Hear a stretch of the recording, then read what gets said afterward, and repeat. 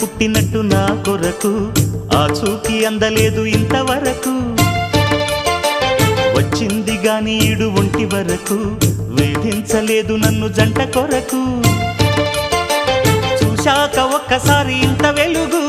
నా వంక రాను అంది కంటి కునుకు ఈ అల్లరి గారడి నీ లీల అనుకోనా నీ పేరు ప్రేమ అవునా ఇవాళే నిన్ను పోల్చుకుందా